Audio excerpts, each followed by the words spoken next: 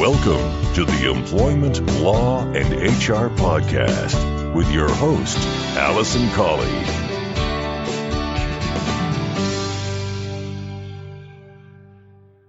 Hello and welcome to this episode 181 of the Employment Law and HR Podcast. I'm your host, Alison Colley. I'm an employment solicitor and HR specialist, and I run the firm Real Employment Law Advice, where, together with my colleagues who are solicitors as well, we provide advice and assistance to both employers and employees on all aspects of employment law.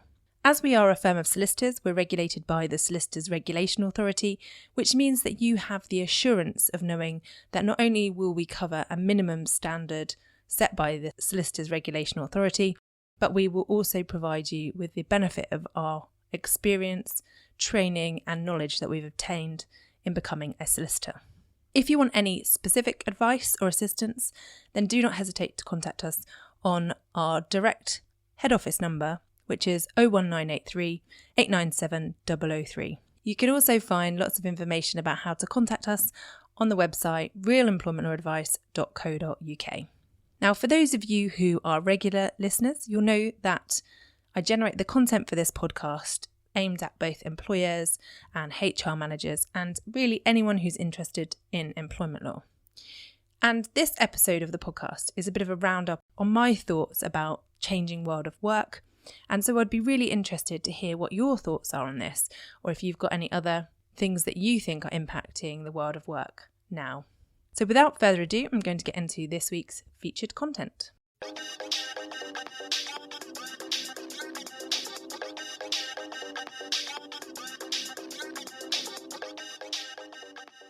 Now, as I said, in this episode, I'm just going to focus on what I consider to be the changing world of work. There are lots of things happening at the moment, and no doubt you will have heard about them in the news or online, that are impacting the way in which people are working and the way in which employers are approaching things. And I've summarised it in what I think are four main areas that employers need to be aware of. Now, the first one is recruitment and retention. Now, I'm sure I don't need to tell you about the shortage of labour in certain sectors and the skills shortage in other areas. We only need to think about the recent fuel shortage, in inverted commas, which was brought about by the fact that there are fewer lorry drivers able to drive the fuel to the petrol stations. So in my experience, currently, every single industry area that I work in or work with is being affected by a lack of staff. And that's skilled, unskilled, everyone's being impacted. Now, I was interested to read online, on The Guardian Online, a headline called The Great Resignation, where they were referring to this thing happening in the States primarily, which was what the Great Resignation came from, but also obviously being mirrored here in the UK. And according to The Guardian Online, they said that more than a quarter of firms surveyed last month, so that was October 2021, they said a lack of staff was affecting their ability to operate. Now, at the very extreme level, I know of businesses who are struggling to operate due to a lack of staff. But there are also lots of firms and businesses that I deal with who are struggling to grow and to maintain the growth that they want to with their business because of the lack of staff. I'm hearing from lots of people who are saying, actually, Alison, we've got lots of customers, we've got a full order book, we could actually fulfill this several times over, but unfortunately, we aren't able to find the staff to be able to undertake the work, so it's stunting our growth. So it is really having this impact on the world of work. Now, why is this? I'm sure you've all got your own views on it, but in my opinion, I think we've got into a situation of what I would call a perfect storm. So basically, with the impact of Brexit happening, with furlough and the COVID effect, I think all coming together means that there are fewer people around, but also people are making different choices. So people who may have continued to work, who are perhaps furloughed, have maybe decided to retire early, or have decided to move into different careers, or have decided to cut their hours, or have completely changed their lifestyle and are no longer working at all. So there are people who were furloughed and who took the time to reevaluate their life. And then you get people who, again, because of COVID, have been hugely impacted and again have changed the way in which they're living. And that, coupled with the fact that lots of our European workers have gone home and stayed home, or gone back to European nations and stayed there, means that there are fewer people around generally to do the work, and particularly certain types of work, as we know, in relation to hospitality. So I think there's been a perfect storm that's created this reduction in available staff. And in turn, that's having a huge impact on the way in which businesses are operating, because it's created what I can see as a sort of shift in power between employer and employee. So it's no longer the employer who holds all the cards and has the power in the relationship. More and more employees are realising their value and their worth to the businesses that they work for and are using that to their advantage. So what are the things that you can do as an employer if you find yourself in this situation and in order to protect and preserve your business and your staff?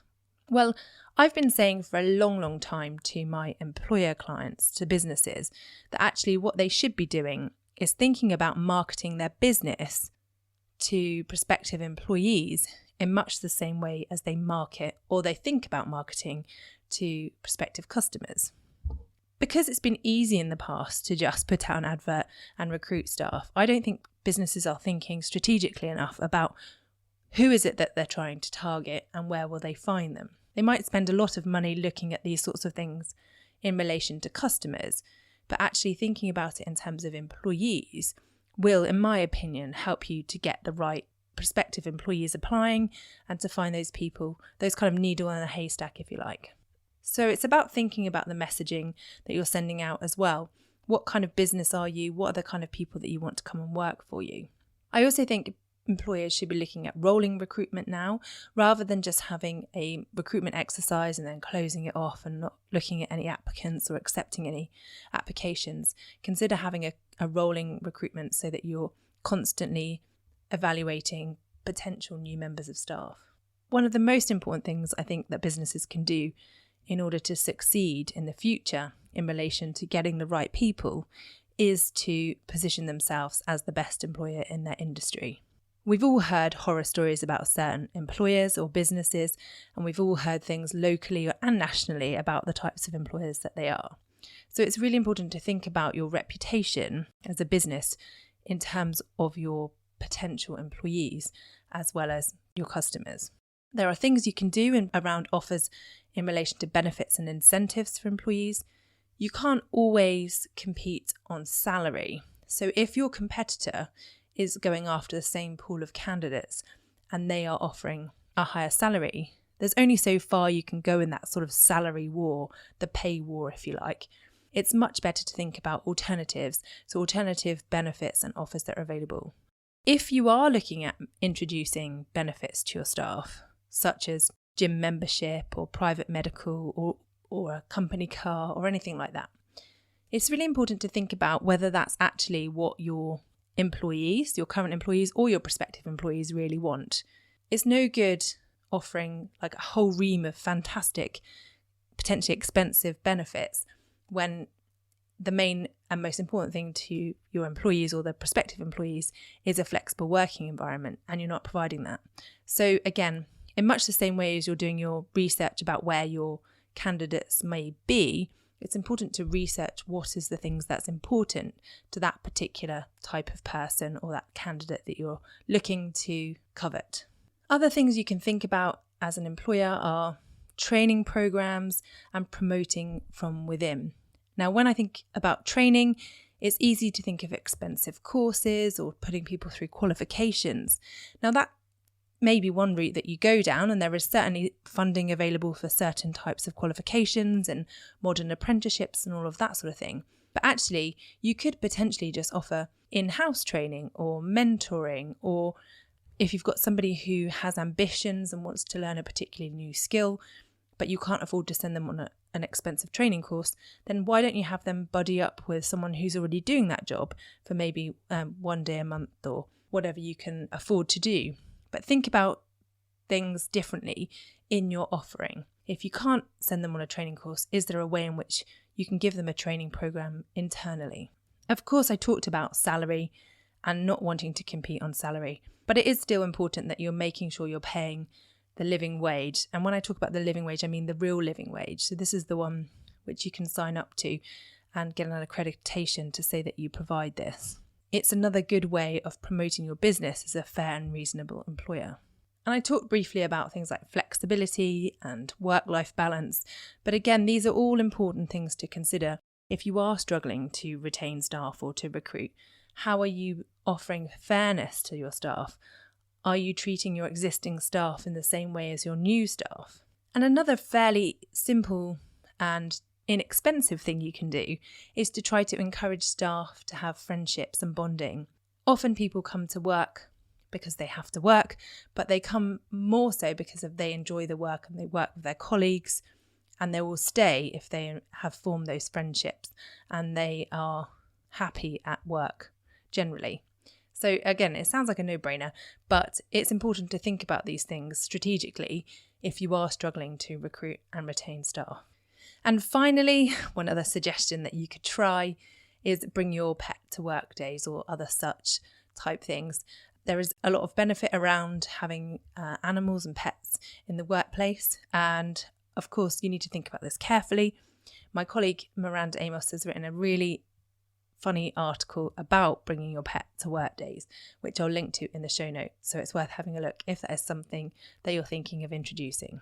So there are the things I would suggest that you can do in relation to one of the main things that's changing the way in which we're working at the moment, and that is the recruitment and retention issue and the shift in power between employer and employee. Now, the second thing that is changing the way that we're working these days is something that you will, of course, have heard about and be familiar with, and that is hybrid working. Now, I did a whole series on hybrid working back at episode 174, so you can go back and I'll link in the show notes to that if you want to have a listen. But in essence, the shift to hybrid working is having a huge impact on the changing the world of work and the way in which we're all working. Now, whether this will be a long-term thing, who knows? Certainly when you talk to businesses and HR professionals, people are undecided about whether this is going to be a lasting change or not. But if you are thinking about implementing hybrid working, it's really important that you give full consideration to how it will work in practice and setting out a set of rules and procedures about how you're going to work in practice. One of the main things I think you should be considering is, will it be a permanent or temporary arrangement? And if you're going to have a temporary arrangement, how long is it going to be in relation to a trial period? And then will you move to permanent? So making sure that you set out from the very outset that actually we're going to try this out, but it may not last forever. So as I say, if you want to learn more about introducing hybrid working correctly within your organisation, then if you go back to episode 174 of the podcast, you'll find full details about it there. Now, the third thing that's really changing the way in which we're working are policy and legislation changes. You may have heard in the news about the consultation around flexible working and flexible working rights. This hasn't been concluded and nothing is set out in law yet, but it is anticipated that there will be some steps to change the flexible working regime that we currently have in place. Currently, employees can request flexible working as long as they do so following a set procedure, and employers have to follow a set procedure to deal with it. And there are 8 reasons in which an employer can refuse a flexible working request. And anybody can request flexible working, and that can be to work at home, it can be working from home in the office, it can be working shorter hours or working different hours. So there are various ways in which you can request flexible working. But in light of everything that's been happening recently, and moving on from the hybrid working we were just talking about, the government have been consulting about making a change to that regime to encourage and enable more flexible working. Now, I don't personally think that they're going to change the regime wholesale, nor do I think that it's going to introduce any particularly radical new rights for employees. Initially, when it was being discussed, the headlines were that every employee would have the right to be working flexibly, and it would be for the employer to refuse or provide reasons why they couldn't. So it, in essence, a default position of flexible working. That was quickly changed and backtracked on. So I do think that there will be some tweaks to the flexible working regime, but I don't necessarily think it will be huge. But going back to what we were talking about earlier about recruitment and retention, clearly flexible working is important to people.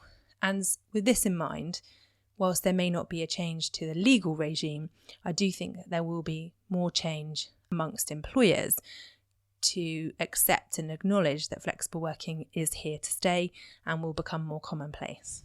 The second change in the pipeline is in relation to unpaid carers leave. So it's likely that this will be introduced, although there's no date for it yet. And that is to say, carers would be entitled to 1 week's unpaid leave from their employer by law. Now again, whilst this is a step in the right direction, in my view, I just don't understand why employers need to be told that they should allow a carer to have 1 week off unpaid. If you are a good employer, you want to retain your staff and have loyal people working for you, then you should be looking at being kind and considerate to them and offering more than just 1 week's unpaid carers leave. But again, it's acknowledging that the way in which people work, people's responsibilities outside of work are becoming more prominent and more important for employers to recognise. Of course, there are national minimum wage changes which take place in April. And then moving forward, some possible policy changes and legislation that may change the way in which we're working in the future are around the gig economy and implementation of the Taylor Review from a couple of years back now, which was looking at the way in which we work in the world of work and acknowledging the changes that may be required. Now, that may very well need updating now in light of what's happened with furlough and COVID, this move towards flexible and hybrid working in a much quicker way than was ever anticipated. But certainly it's possible that there may be some will within the government to look at it on a wider scale and to make some more wholesale changes to the way in which we work. So policy and legislation, as always, is there sort of changing the face of work. But actually, the things that I've just talked about in the pipeline are actually coming behind what's happening on the ground in real time. And as I was saying earlier about the unpaid carers leave, actually the shift in these sorts of things becoming the norm amongst employers comes really from the employees. Employees will vote with their feet. They will go to the employers who provide them with flexible working, who do offer more in terms of leave or paid leave for caring responsibilities. So yes, the government can legislate on it, but actually the kind of changing world of work that we're seeing is seeing, as I say, a shift in power and a shift in the way of thinking for many employers, which will be certainly, in my view, more radical than the kind of policy changes that are being proposed at the moment. And the fourth and final thing that I just wanted to touch upon, which is changing the way in which we're working and changing the world of work, is in relation to employment contracts. Now, in April 2020, there was some legislative changes which meant that the minimum statement of terms and conditions that you're required to provide to employees had been updated to include some additional points, particularly around benefits for employees and training. So in essence, trying to make the terms and conditions or the employment contract more prescriptive and more information available to employees about the terms that would apply to their employment. Now, of course, again, we've got the law change there that needs to be addressed within your own employment contracts. But in addition to this, again, I'm seeing a shift in the types of things that people are including in their employment contracts and the types of terms that are being put forward to employees. Again, thinking back to that shift in power and the ways in which people are working, employers should be addressing their terms and conditions to update them to reflect alternative ways of working, or if they're introducing hybrid or home working, should be looking at introducing changes to employment terms as well.